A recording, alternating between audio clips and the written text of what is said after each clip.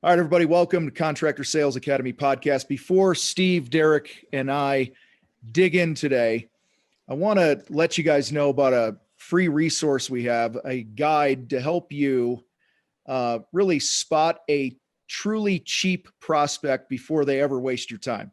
So many times we put so many miles on our truck.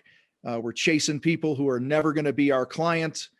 And when we do that, we're really putting our future in the hands of these people. And so this guide that we have for you, you just head to contractorsalesacademy.com/cheap, word cheap, click the button and grab this thing, give you some good resources and tools to help you spot the wrong prospects before you spend a bunch of time on them. Anyway, with that being said, Steve, Derek, what's going on? How you doing, man? I'm just I'm living a dream and a contractor nightmare all at once. Uh-oh. So what's that look like? I was talking to Derek earlier today, and I come in my dressing room and the carpet's wet. So I have a leak in my roof. And so I got to get it fixed. So I called the guy who actually built my house 26 years ago, and he gave me his roofer. And I'm going to change his name because I am, but I'm going to call him Ralph. Ralph's Roofing. He's a good guy, smart guy, knows roofs, can fix your problem. So I get an email introduction. Yeah. So it took a couple of days for the guy to actually reply and go, Steve, nice to meet you. And then I emailed him, I need your cell phone number. When can we possibly meet? It took another couple of days for him to give me a cell phone number. So we finally got to meet. So we meet. And so he climbs up the front of my house and then climbs up the back of my house with these big ladders and goes, okay, I found the problem. I said, good. How much? I don't know. I'll go write up a report and I'll send it to you tonight. Okay. Well, I got my carpet guy on hold because I can't put the carpet into the roof. So 3 days later, after one more email, I finally get the proposal. It's $1,850. I'm like, do it. No response. So after another couple of days, I sent another email and say, how do I send you some money so you can schedule my job? He goes, the next day, he says, you don't have to. I've already scheduled you for next Wednesday. And I'm like, without a deposit or anything? Yep, I'll just take care of it. So the next Wednesday comes up, he shows up and he fixes the roof. And before he even starts, he was telling me, Steve, I was up there and your gutters have a lot of leaves in them. And I said, well, I got these gutter topper things, gutter guards that are 26 years old. I want new ones. Well, I said, can you do that? Nope, we don't do that. Oh, okay. So now I walk around back, and this is at the end of the first day, and the Hispanic roofers are up there. He's not actually up there. He has his guys that are up there. And I was like, hey, by the way, this guy starts telling me about these leaf problems. And the guy on the ladder says, oh, I replace those things. I can fix all that stuff. I said, well, your boss said you don't do that stuff. He goes, I do that stuff, and you can do that. Pay me and I'll do it. I'm like, well, I'm okay with that, but I want to talk to your boss first because I feel kind of bad, stabbing him in the back. So Ralph comes back around at the end of the day, and I'm like, Ralph, your guy up on the ladder says he puts these gutter topper guard things in there, and you said you don't do it. He goes, we don't do gutter toppers or gutter guards. We install something called gutter relief. I'm like, are you kidding me? Yeah, I'll send you a link to that tonight. And I'm like, by the way, did you see any other damage up there? So the bottom line is, I'm pulling teeth to give this man more work, and he can't even take it if he wants it. I'm pulling teeth to try to give him some money. He won't even take it. He finished his job. Today's Tuesday. He finished the job last Wednesday. And after urging another email from me, he finally sent me his gutter relief link. And that's it. And it's the exact same goddamn shit I have that I did get the front replaced. And I said, take a look at that stuff. And he goes, I said, it looks like that, Ralph. He goes, oh, sorry, I forgot to take a look. I said, okay, well, let me know how much, and I want to do the whole roof. Nothing. So today, as of today, he has fixed my roof and never sent me an invoice. He sent me the link to the gutter relief system. It's the same shit. You know how they have 12 different gutter guards? His is not called a guard. So that he didn't put the fucking 2 and 2 together. And I'm frustrated as I even talk. So the point is, he's a mess. He even asked me what I do. And I told him about the CSA, and he said, "Oh man, I could use you. Save time, make more money." Yeah. And I said, all you got to do is I gave him the podcast, this podcast. Just go listen to it. Start there. And if you like the coming out of our mouths, join the group. I don't know how the makes a living. His brain is slow twitch. That's what I call slow twitch. It just can't work. And just see, I am Johnny on the spot. And I talked to Derek today, and he'll tell you the same thing. And I'm pretty sure, Tom, knowing you after all these years, when you had your painting company, you were all about, yes, ma'am, I can do that. Open my phone. Here's the link. That'll be $5,000. I'll take a deposit right now. Take your credit card. And it'd have been a done deal. Yep. How many days went by for you to get a price from your roofer? Because you're like, I sent him a message, then it was another day. Took about 3-4 days for me to get 3-4 days, maybe a whole week to get just a proposal, a simple $1,850 proposal. Yeah. When he said to you, "Oh, I don't know, I got to go, I'll write up a report and send it to you." Yep. In most cases, that's code for I'm a when it comes to talking about money. Like that's what I think immediately when a guy says, "I got to go work it up or write it up." Like he could have easily said, "Hey, listen, I don't have an exact number here, but this could be somewhere around $2,000. You know what I mean? Like that would have been better than, "Let me go hide because I'm too much of a wuss to talk about money." And this is also evidence to me that this is probably a guy that doesn't job cost anything, which is why he's afraid to talk about money and give a price on the fly. I will also say in the defense of other contractors, you're right. I'm a fast twitch guy, but that comes down to your estimating system, your program, your production rates. And also I think specialty contractors like us have it way easier than a GC, than a remodeler. These guys, they have so many elections to go through and things like that. But there's still no reason that you can't fast twitch a bracket for somebody pretty quick, So I want to throw that out there to those listening that I get it. There's some trades where it takes some homework. I was talking to a guy today and he's like, with all the shit going on in the world and lumber prices and this and that, he's like, there's shit changing daily. There's availability with certain things, but I still think if you're a student of your craft, there's no reason you can't quote fast twitch, like you called it, at least a range on the fly with somebody. I think he doesn't have a process. Mm-hmm. So he doesn't have anything to fall back on. So it is a mess. It is overwhelming. He is freaked out. Holy shit, I've got to give another number. Oh my God. And it's just because I used to be that guy. Yeah. I didn't have any sort of process when I very first started out. I didn't have any mentors around me. I didn't have anybody helping me with this stuff to even understand that, the mentors I had around me were not good ones. So I was giving bad numbers. And so that's what I think of when the guy goes into the witness protection program, is he's disorganized in so many other ways. He's probably good at his craft, end result of the product, probably great. And he probably has frequent flyer miles to Home Depot, but that's what I think of when I hear that. And I understand what you say is like, they don't have any balls. They're just scared. But I think it's they're scared. Scared because they don't have a process. There's safety in a process. And that's, I'm sure Steve, the work was great, right? They did a great job in the work. No, that's not the problem. Right. Yeah. That's rarely the problem. And, I remember a landscaper, I'll leave his name out of it. He was in our group many years ago. We were going through his numbers once and his leads and sales report, and he had this $3,000 tiny little project that he had listed as an open bid or whatever. And and he lost it. And I don't know why it came up, but he lost it. And I said, well, tell me about it. And long story short, he went out to see them, took him 10 days to get them a $3,000 price for this little tiny retaining wall in the backyard or some shit. And then he sent the thing over and called them up because they said they wanted to hire him. And they're like, oh, you disappeared for 10 days. So we actually already had it done.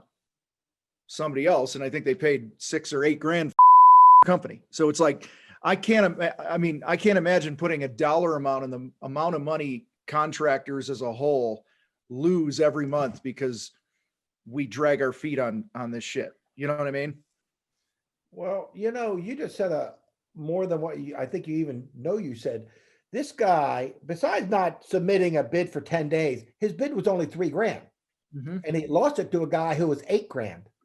Yeah. And so I bet you it's when I see people like this, because I know this roofer charged me $1,850. I just looked up on the ladder and went, I ain't going up there for under $5 grand. Mm-mm. I mean, it's just this. When you see this delay in getting the bid out and that, or getting the invoice out, that's just a small part of it. They you charge too. I mean, every generally part of their process, with the exception of the quality of the actual work, is up. The price is too low. The sales process is too slow. The invoicing is just non-existent or too slow. And there's a good chance if he falls into like 25% of all contractors, I could probably never have to pay this man because he'll never send me a goddamn invoice. Either he's too scared, and this gets me, but goddamn, like, shit, it's been 2 weeks. I can't send an invoice now. Mm-hmm. He'll think I'm an idiot. Well, I already think he's a idiot.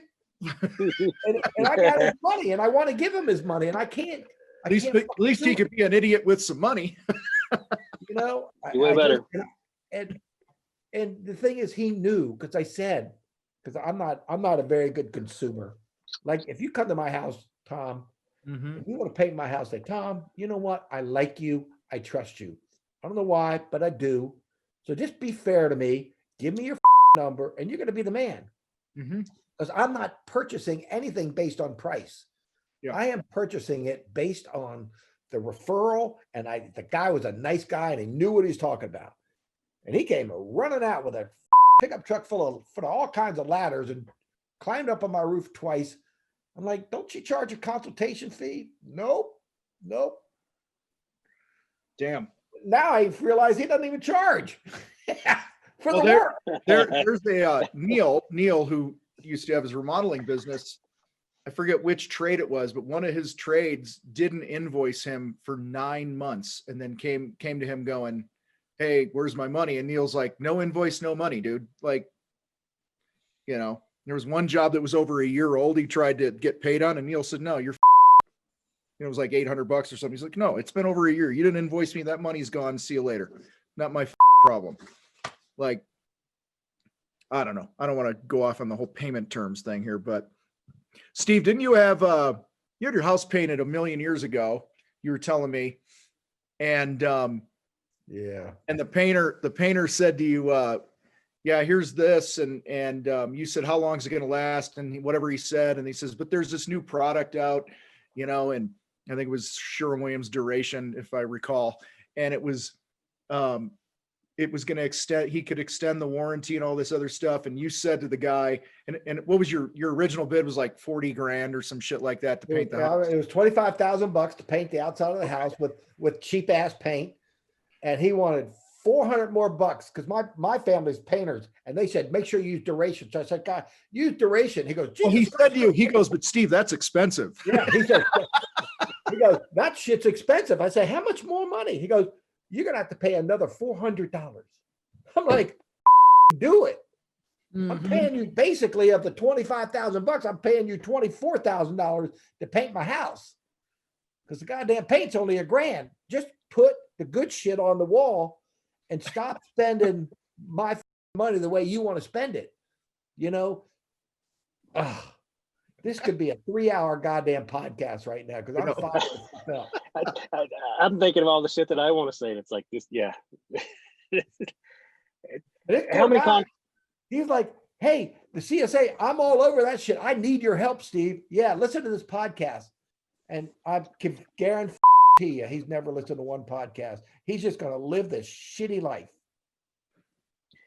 My favorite is when contractors take forever to give the bid, or take forever to go through the process of collecting the information to give the bid and then never give the bid. Mm-hmm. Multiple site visits, takeoffs, all that stuff, and then they never even send it out. Yeah, yeah. They put hours into it. But we've done surveys in like moms groups and stuff before on Facebook that have like 20, 30,000 women in them. And we simply ask the question, what do you hate most about home improvement contractors? That's all we put in there. It's never the work. It's never the bad paint job. It's never this. It's like 90% of them are, number one, took them forever to get back to me initially. Number two, they came out, and to what Derek just said, and then we never heard from them again. Like they were going to send the estimate. And the third thing that's the most common is they just left a mess tied with, they didn't like timing type shit. It's always the things that surround the job. And it's, Steve, your experience you just shared, like it was a pain in the ass to do business with this guy for you. If you think about it, you know, it was a pain in the ass. And our job as contractors or any business owners, make it easy for people to work with you. You know, like I believe if somebody reaches out to your company in today's day and age where we can grab this little device we all carry around, push a button or two and have instant answers to things, I think it makes sense that within the next 3 to 4 hours, if that, you should be back to a prospect within them first reaching out to you within a half a day at the latest.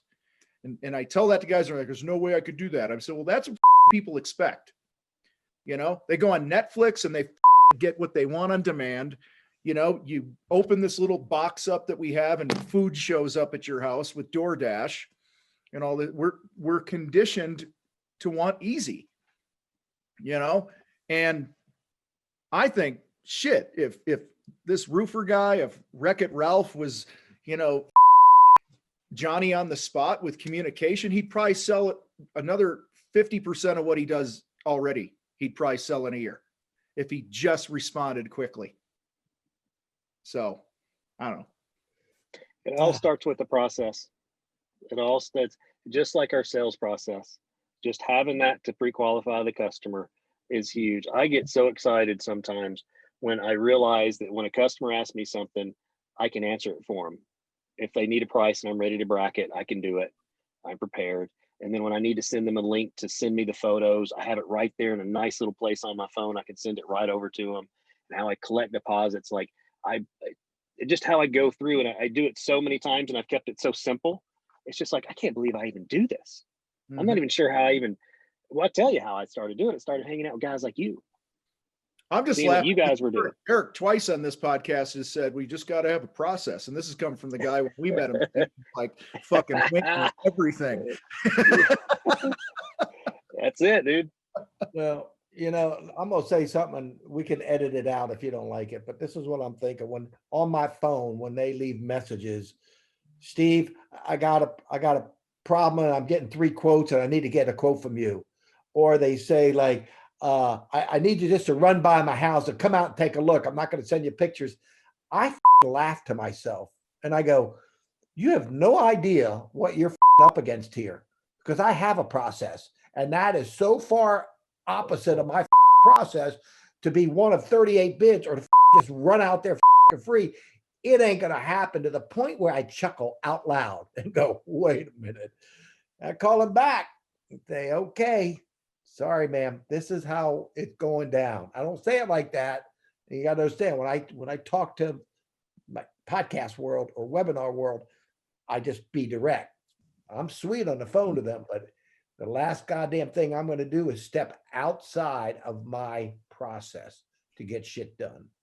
Well, what you do when you're on the phone with them is you make it their idea for them to send you pictures and shit. That's what you guys are so good at. And, you know, you're bringing them into your process, but they think it's them.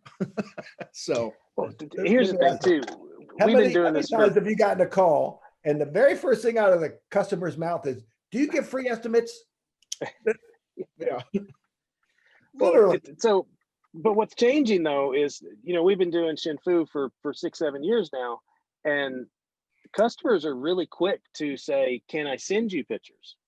I mean, it's a lot of times now I can't even get it out before they get it out. So times have changed. Man, this is not even new.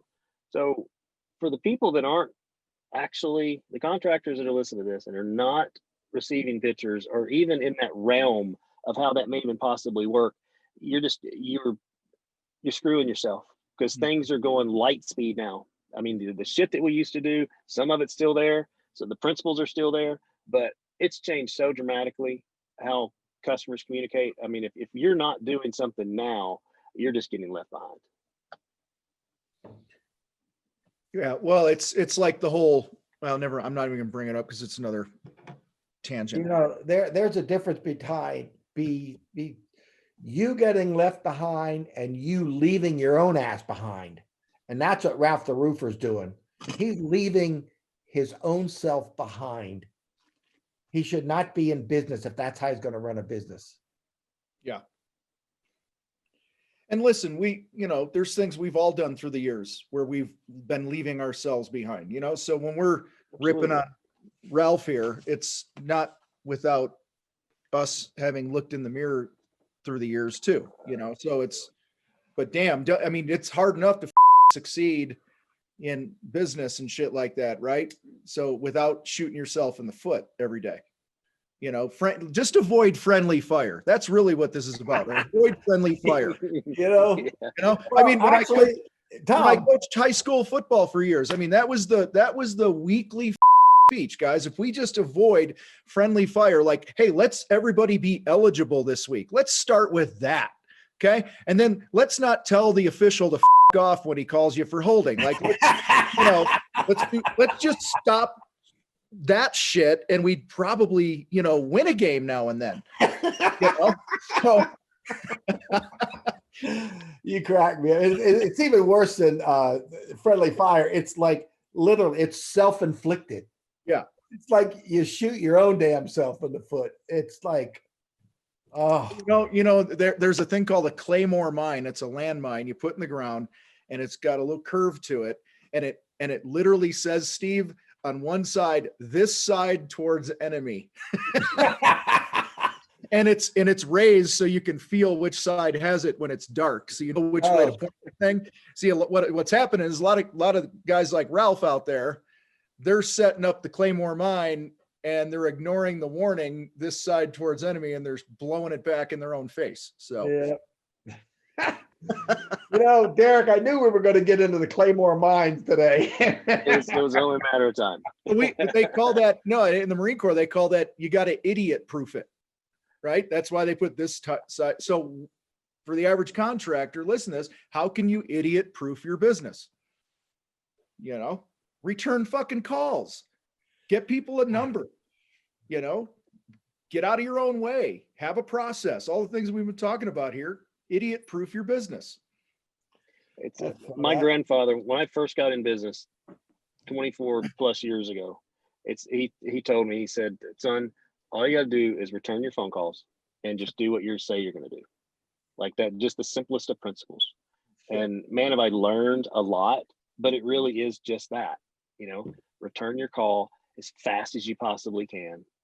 Tell them what you're going to do and just do it. But you got to have some sort of process to follow. Well, Tom, you said for years, everybody is working through their process. They just don't have it organized and put on paper. Right. They have some sort of process they're following, good or bad. So to get it dialed in so that you can rise to your highest level of training when those objections fly, or that customer just asks you that question like, hey, come to my house so I can give you money to start the job. You're prepared to go and do that. I mean, but I will say this, and I'll stop. All of this shit is hard. It really is. I mean, running a business is hard. Putting all this stuff together is hard, and it takes a long time. But it makes a whole lot more sense to start now and just start working towards it. Just start checking those things off. Get your stuff organized. Figure out your daily number. I hope that went across well. To just start. Quit just shooting yourself. Turn the Claymore mine around. Well, closing I can't thought. believe we get paid for this shit, Tom. Oh, Yeah. You know what? Now that I think about it, we don't get paid for this shit. I was going to correct you, but I was like, he's the old guy, he's sometimes, there's his process. kind of forgets where he's at sometimes. Yes, I do. All right, closing thoughts. What do you guys got? Man, there's so much here. Yeah, hit salesacademy.com/cheap, and just that's how you get the ball rolling. Just start hanging out with a bunch of other people that are already rolling the ball. You got to hear this shit every day to change it around. Somebody's got to you a better way. And you know what? This is a good step. I like how you said that, Steve. You got to hear this every day, because if you're listening, you're hearing us say this every day to an extent, but you might be hanging out with other people that are saying shit every day that you're hearing that you don't need to be hearing. You're listening to the wrong people. So hang out with people that are making a difference. Good shit. So as Steve just mentioned, guys, head to contractorsalesacademy.com/cheap if you want to learn how to spot the true cheapskate prospects that are out there. And I say true because I also believe that a lot of times we say somebody's cheap. They're not really cheap. We're just a shitty salesperson. So we haven't learned how to connect with them. So I think the percentage of cheap people out there, I mean, Steve, there's probably guys that would come to your house like Ralph, and you might not hire them and they'll go, that guy was just cheap. No, you were a mess with your process. Yes. You know what I mean? Like, so I want to be clear here that this is a guide that you guys can download for free at contractorsalesacademy.com/cheap that helps you identify the people that are truly cheap. So anyway, with that, we'd also appreciate any reviews reviews you want to give us over on iTunes. And with that, gentlemen, have a great day.